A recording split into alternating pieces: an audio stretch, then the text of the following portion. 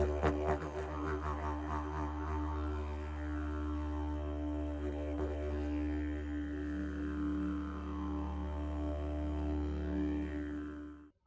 the fall of 2008, I got a phone call from a friend of mine. This is her, Von Toon-Quinlivan. At the time, she was a mid-level executive at PG&E, our Bay Area local utility. She called me because she was considering a number of different career options and she wanted to discuss them. But what she said that day really surprised me. She said, Denise, you know how you became that thought leader in women's entrepreneurship? Can you help me to do that? I remember thinking, I was a thought leader? Really? That is not a term I would have ever applied to myself.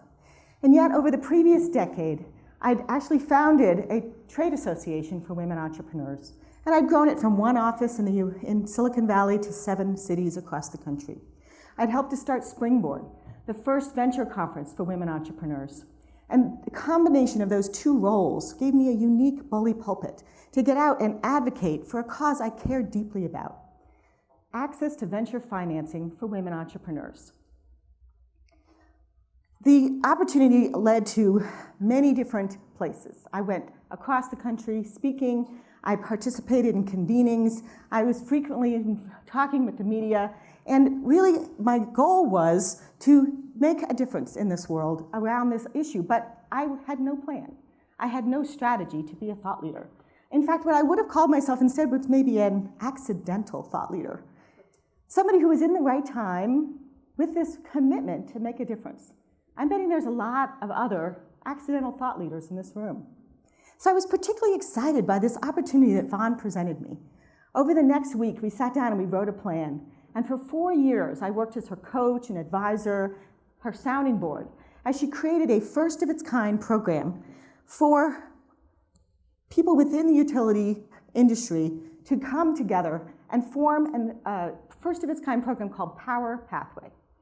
Power Pathway was providing access to high-paying jobs for the first time to members of underserved communities. And those jobs were not just in her company. She built this program across her whole industry. This led to opportunities to testify in front of the US Senate, recognition by the White House, and eventually an appointment by the governor to run workforce for the entire state of California for the California Community College System, the largest in the world. Looking back over that journey of 4 years, and looking back over my own, I realized that I had learned a great deal. And I wanted to share it. So I did indeed write a book on thought leadership. And I became this advocate for this idea that thought leadership is not about having a Twitter feed and 20,000 followers. Thought leadership is about making a difference. Thought leadership is about building influence, building impact, making a change in the world, leaving a legacy that matters. I had a chance to get out and talk about these ideas widely. I was invited to teach a course at Stanford Business School. I had a chance to coach many other incredible change agents like Von. I became what somebody called a thought leader about thought leadership. Very meta. So of course, when you've written one book, they immediately start to think, and people always ask you, when's your next book going to happen? And I remember thinking, second book? But actually, over time, it came to me that I was really intrigued by a second question. So first, we talk about how do individuals become thought leaders? How do organizations become thought-leading organizations? So earlier this year, I started researching that topic. And what happened was I got out and started talking to anybody who would listen about this topic, and I started to ask who's doing some really interesting things. And that led me to an introduction to AARP. About 2 years ago, AARP started their first thought leadership team internally. And when they found out about my research, they asked me if I would collaborate with them to host a series of dinners across the United States, bringing people together who were doing what they were doing, trying to build an internal culture of thought leadership and also an external point of view, be known as a thought-leading organization. So we hosted our first dinner this summer in Washington, D.C. in this beautiful space called the Hatchery that they have downtown Washington.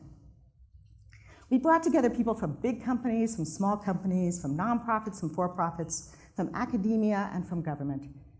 And the conversation was wide-ranging. And something really surprising happened that night.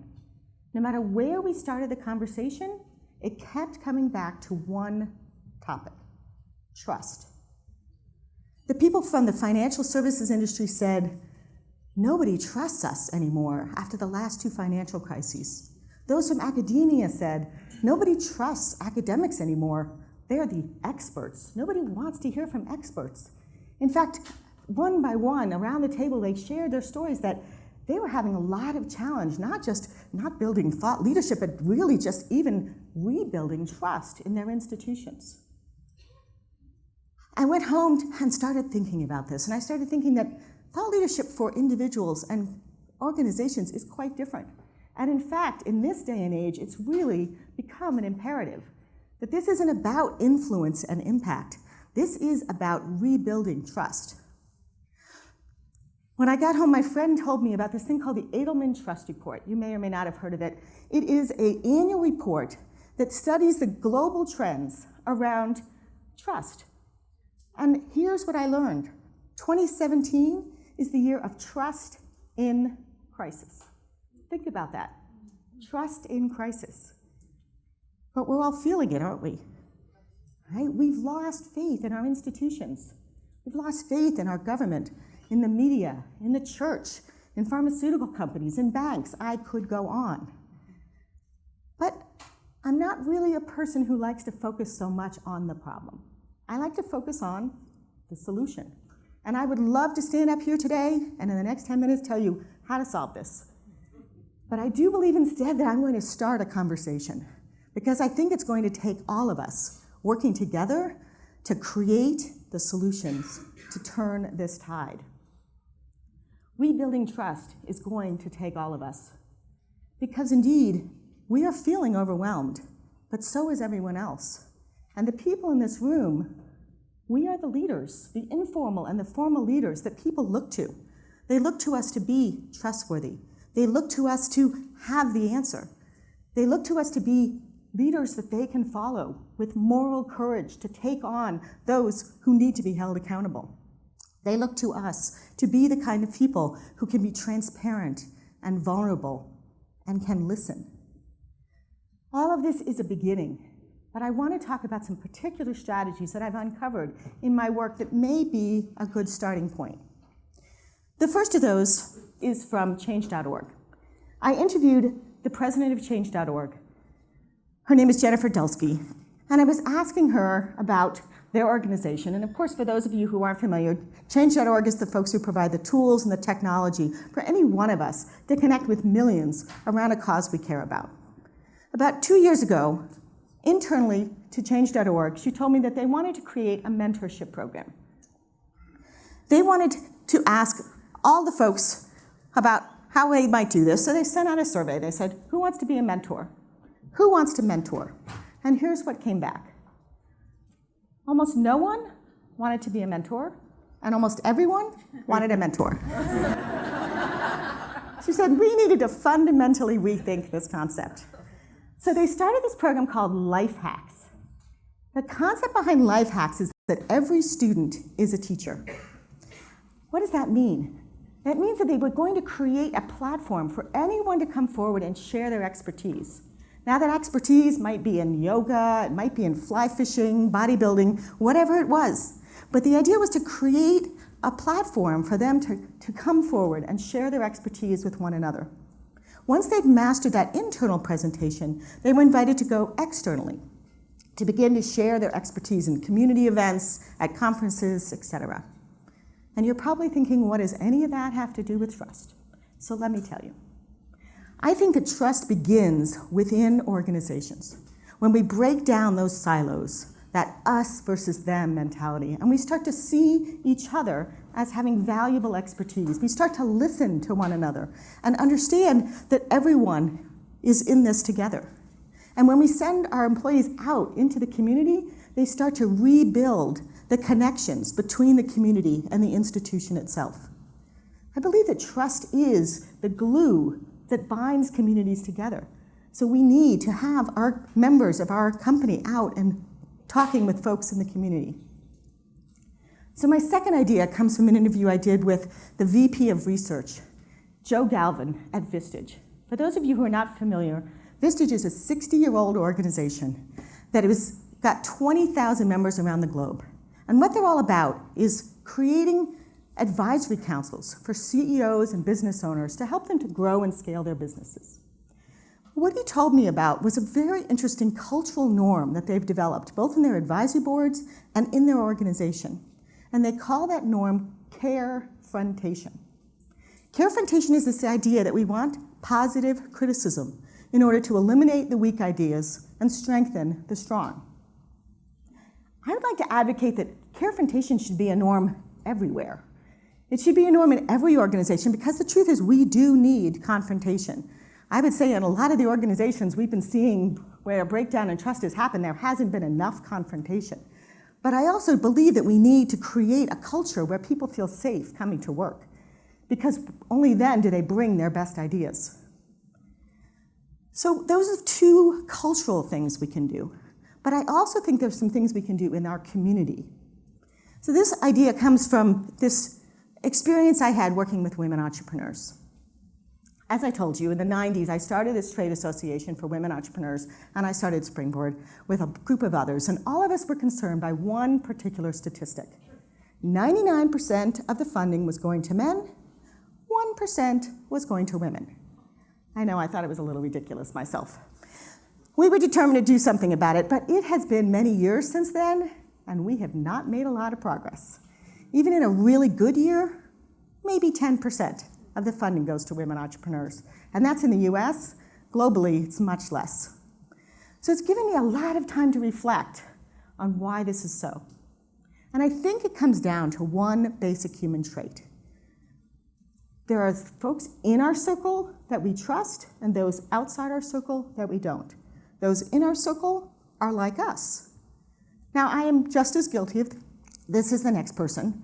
If you look back at my history, I have hired a lot of Wellesley women. I went to Wellesley. I trust my Wellesley women friends. So I can't be surprised that those mostly male venture capitalists in Silicon Valley and beyond are funding people who remind them of their younger self. Someone who went to the same school, studied the same subject, plays with the same tech toys. These are the folks that they rely on. And I am not naive enough to believe that we are going to change this overnight. Indeed, I'm going to think it's going to take a lot longer than that, and I'm sure that there's some scientist in the room who could tell me that it is wired in our DNA. And yet, I think we can all agree that what we're doing today is not working. Too many great ideas and great people are left on the sidelines. And the research shows that at the top of organizations, when you have diversity, you have better companies, better success. And when you have more diversity on teams, you have more innovation, more good ideas. So, what can we do? My invitation to all of you is that we can start working on this today.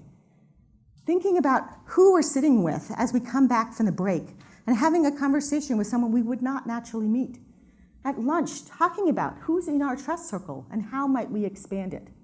When we head back to our office on Monday morning, how might we think about adopting somebody, taking somebody under our wing who is nothing like us? In fact, makes us feel a little uncomfortable.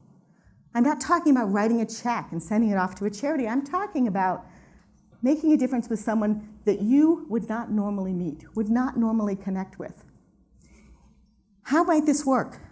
My idea is to recommend them for a role that they would not normally get. Hire them. Write a check to fund their dream. As we all begin to reopen our trust circles, especially in a time when we're pretty hunkered down and pretty concerned about us versus them, I believe we start to rebuild that glue that holds us together. Finally, I want to share an experience that I had working at Stanford Business School. When my co-instructor and I, J.D. Schramm, came together to create the first thought leadership class at Stanford Business School, we were committed to one thing. We wanted our students to have a public voice. We wanted them to understand how to shape a point of view and get out in public forums, either through writing op-eds or blogs or speaking in front of a conference like this. But as you might imagine, this was very intimidating to them. So what we did from the very first day they came into class, we assigned them to a tribe of 4 to 6 other people. And in that tribe, they work throughout the class. Now, each of them is working on their own thought leadership ideas. But in the tribe, they can support one another. They can start to dig in a little on each other's issues and strengthen the best ideas. They can champion one another. They can also serve as role models. As they start to see another person step forward and share their not quite fully formed ideas, they start to think, I can do that.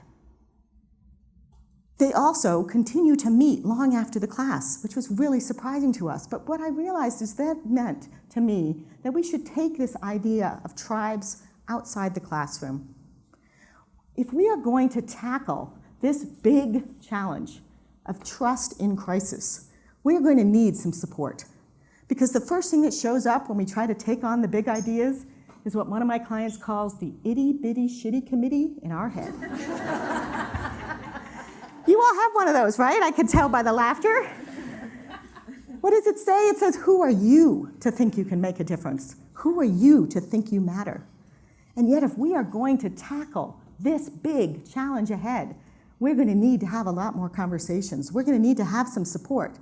So what if you could form a trust tribe, either in your community or in your organization? Come together with others who can see the problems, who are feeling this overwhelm, who are feeling this doubt about the future.